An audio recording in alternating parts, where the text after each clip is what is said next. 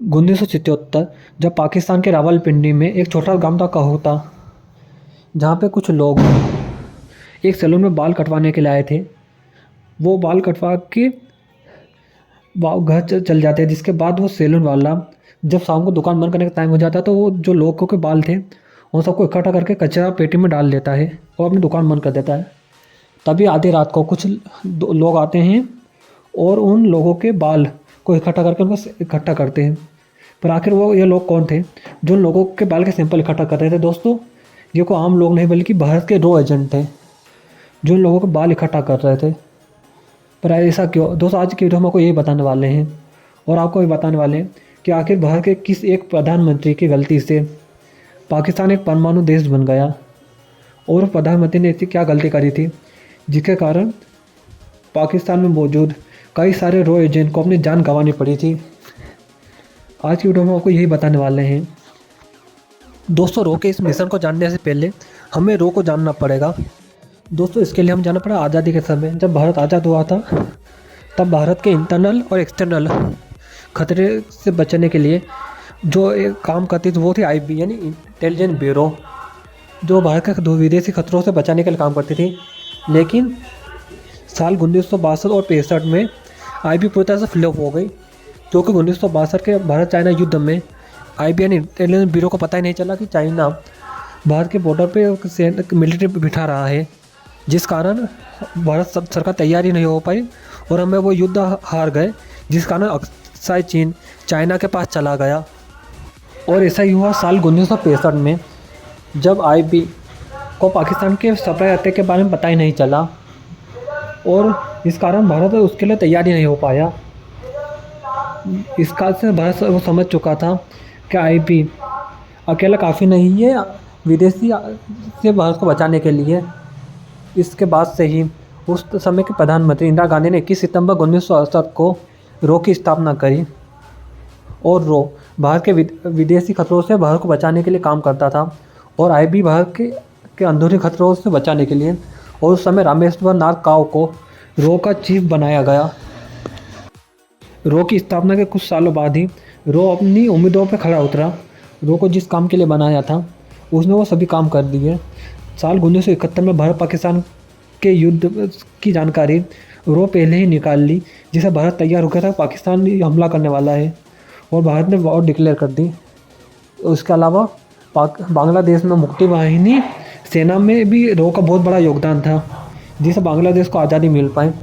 इसके अलावा रॉ ही वो संगठन था जिसने चाइना की नाक के नीचे से सिक्किम को भारत में मिला लिया, वो चाइना को खबर तक नहीं होने दी। अब दोस्तों, हम आते हैं वापस अपनी सैलून वाली बात पे कि आखिर वो बाल इकट्ठा क्यों कर रहे थे। दोस्तों, उसके लिए हमें जानना पड़ेगा साल 18 मई 1974 को इस्माइल मुद्दा के प्लेन के साथ इंडिया ने न्यूक्लियर टेस्ट कर लिया था और वो भारत भी न्यूक्लियर वेपन वाले देशों में की गिनती में आ गया था, जिसे पाकिस्तान के पसीने छूट गए थे। तभी वहाँ के प्रधानमंत्री जुल्फ़िकार अली भुट्टो ने कहा था कि हमें घास फूस ही क्यों ना खाना पड़े, लेकिन पाकिस्तान भी अपने खुद के न्यूक्लियर बम बनाएगा। जिसके बाद से ही पाकिस्तान न्यूक्लियर बम बनाने में लग गया था। पाकिस्तान के न्यूक्लियर प्रोग्राम के लिए चाइना उसका बढ़ चढ़ के सपोर्ट कर रहा था। पाकिस्तान के साइंटिस्ट अब्दुल कद्दार खान नीदरलैंड में साइंटिस्ट का काम कर रहे थे, जिसके बाद वो वहाँ के सीक्रेट चुरा कर पाकिस्तान आ गए थे, जिससे कि वो न्यूक्लियर में काम आ सके। 1970 तक पाकिस्तान में मौजूद रॉ एजेंट ने अपना अच्छा खासा नेटवर्क बना लिया था। जब उन रॉ एजेंट को पता चला कि पाकिस्तान न्यूक्लियर वेपन बना रहा है, तो वहाँ के रॉ एजेंट ने सबसे पहले जानकारी इकट्ठा करना शुरू कर दिया। पाकिस्तान के कोटा में रॉ एजेंट कई सारे साइंटिस्ट को आते जाते देखते थे। उन्हें शक हो चुका था कि ये न्यूक्लियर वेपन की तैयारी कर रहे हैं। और जिसके बाद आती है हमारी वही सैलून वाली कहानी। एक दिन जब ये साइंटिस्ट एक सैलून में बाल कटवाने गए थे, तो रॉ एजेंट ने उन्हें देख लिया और बाद में दुकान बंद होने के बाद उन्होंने उन साइंटिस्ट के बाल का सैंपल इकट्ठा कर लिया और उन सैंपल को इंडिया पहुंचा दिया। जहां लैब में इनकी पेश हुई तब पता चला कि इनके बालों में रेडियो एक्टिव मटेरियल है, जिससे ये कंफर्म हो चुका था कि पाकिस्तान अपना न्यूक्लियर वेपन की टेस्ट कोयटा में ही कर रहा है।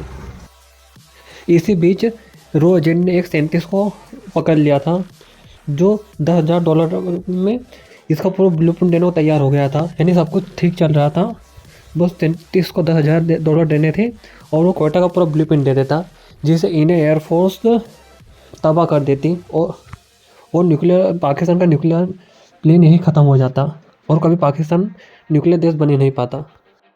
लेकिन तभी कहानी में एक ट्विस्ट आ जाता है। इंदिरा गांधी की सरकार को हराकर मोरारजी देसाई देश के प्रधानमंत्री बन जाते हैं। मोरारजी देसाई, जिन्हें रो बिल्कुल भी पसंद नहीं था।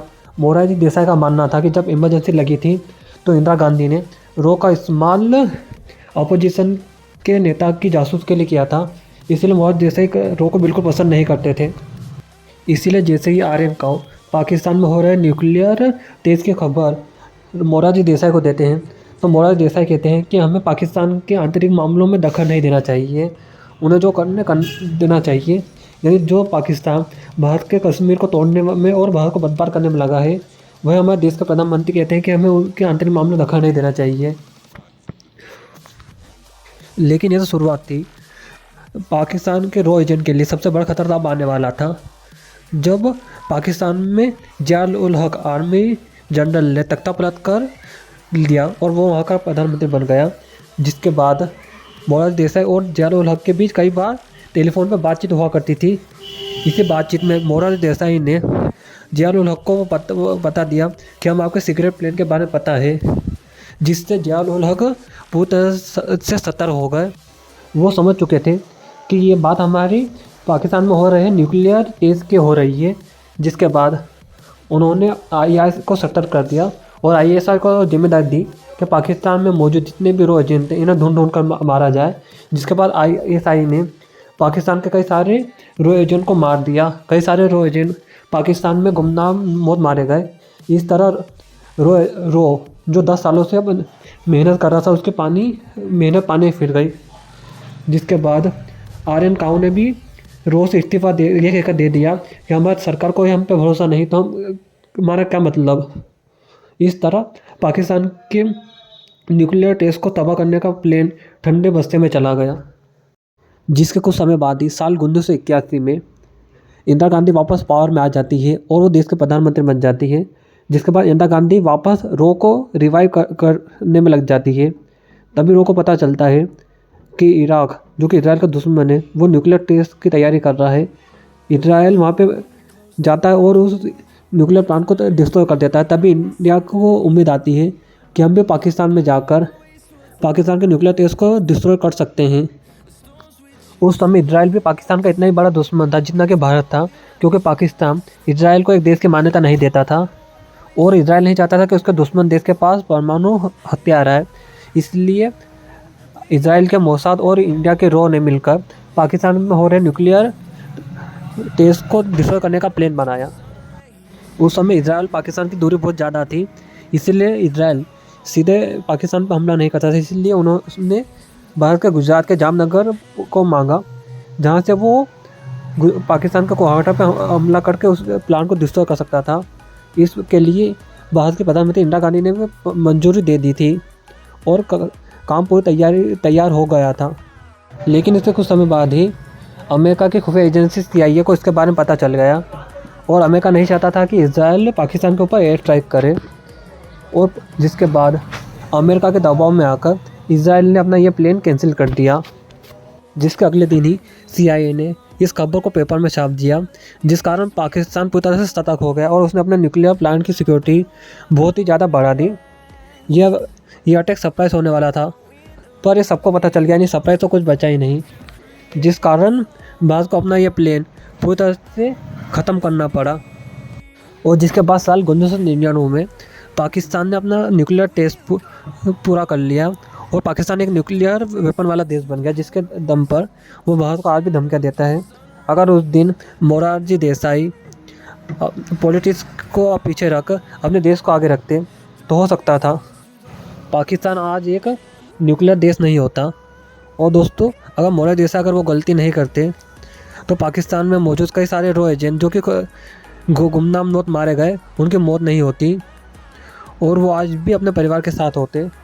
दोस्तों, मोरारजी देसाई की गलती के कारण ही कई सारे रोजन की मौत हुई थी।